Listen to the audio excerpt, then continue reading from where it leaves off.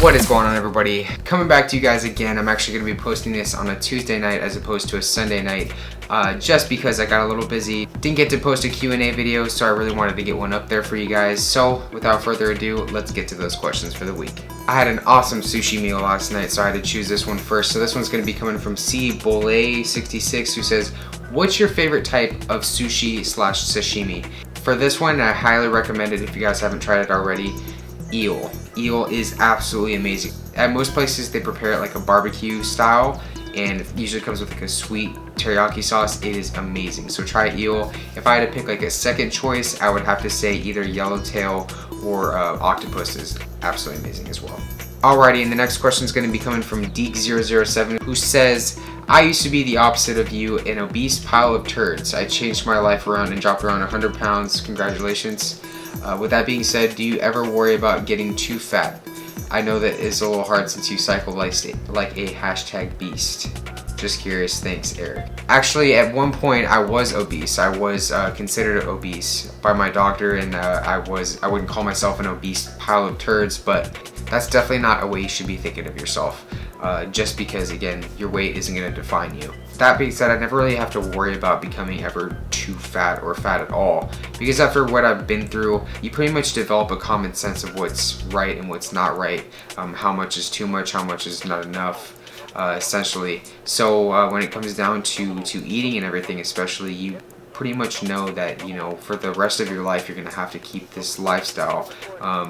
You know, you're going to have a healthy lifestyle and that type of approach when it comes to eating. So I really never have to worry about it too much. The next one is going to be coming from Celiac Foodie. He says, if you could take a bath in one food, what would it be?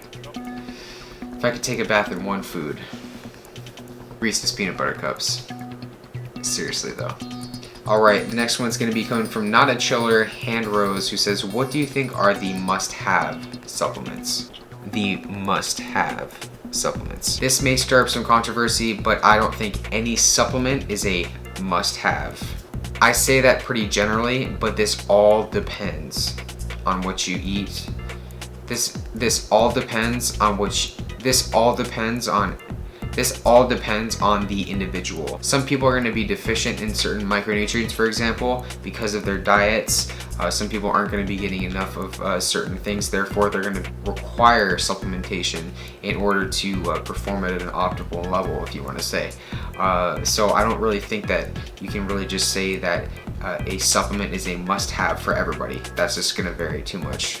Alright, and the next one's going to be coming from Michelle Armac, and kind of following up on the supplement talk that we're having. What's an overrated supplement that people buy and is useless?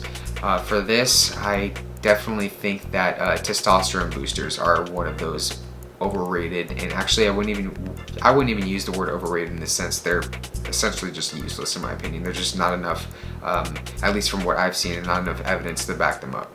Alrighty, and the next one's going to be coming from 13th Street Baller, who says, have you tried a low-carb diet yourself? And if yes, how did you feel while doing it? Did it help you? And yeah, I'm actually glad that this question was asked, because I feel like there's a pretty big misconception that's going about, that most people seem to think that I think that high carb dieting is the way to go for everybody, that everybody should be on high carb diets, and that's somewhat true for the most part. But then again, I feel like there are those certain people that do well on low carb dieting. I'm not one of them, so that's my direct answer to this question, is I'm not one of them. I fell into the low carb stigma for a long time, and eventually that led to me developing eating issues, and over time I was afraid to put a carbohydrate in my mouth out of fear that I would get fat, and a lot of people fall into that trap as well.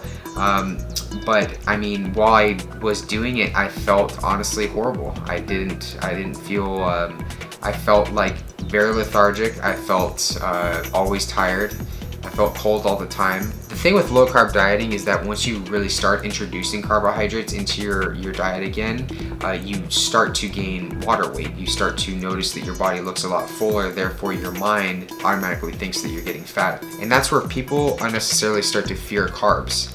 And it's really just a short period of time that really happens. At least it was in my experience. And so overall, the whole low carb diet did not help me at all, and especially the fact that I believe I was 16 or 17 years old, and I was eating like 20 to 30 grams of carbs a day. I mean, that was just not conducive at all for me at that point in my life. So I don't recommend it for a lot of people.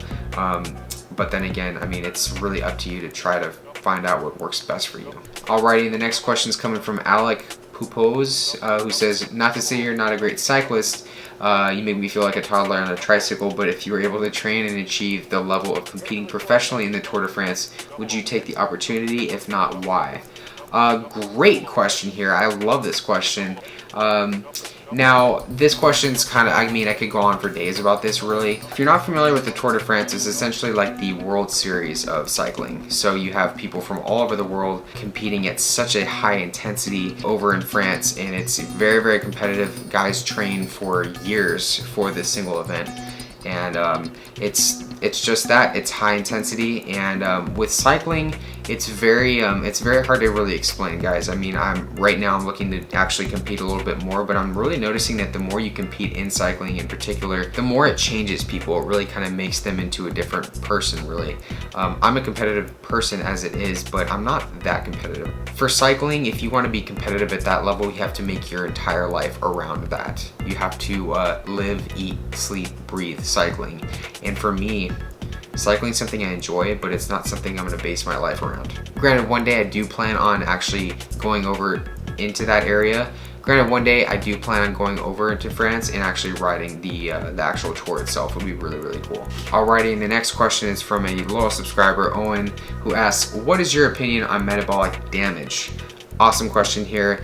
My opinion on metabolic damage is that it's actually real. It does happen. Most people that suffer from this metabolic damage, as it's called, actually can recover from it. I was actually impacted with an underactive thyroid for a long time, and I was actually put on a medication called levothyroxine, which is essentially a T3 medication, and that led me into developing an overactive thyroid, and from there it was just a mess. And my main point with this really is that your thyroid is very capable of recovering. This all depends on how malnourished you've been and how long it's actually taken place though. So every person is individually different in this.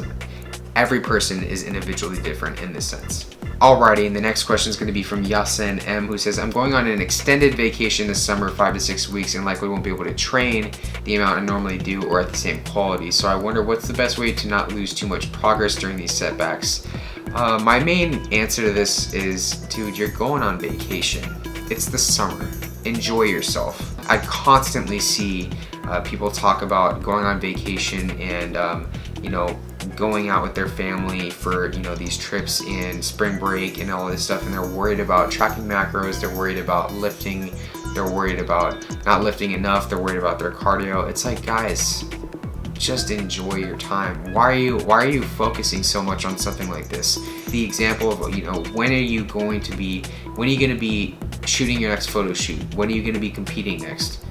Are you even doing any of that? What requires you to be fixating so much on this when you should be just enjoying the time off? You're a human being that doesn't use their body for money. I mean, it's that simple. Just enjoy the time off, enjoy your vacation, keep it at that. Guarantee you, once you get back into the swing of things, you're gonna be just fine. You're gonna be the same exact person. Sure, hey, maybe you gain a pound or two. Who cares? You'll just lose it. It's not that big of a deal. Alrighty, and the last question that I'm going to be answering today is from Ali G. Gator.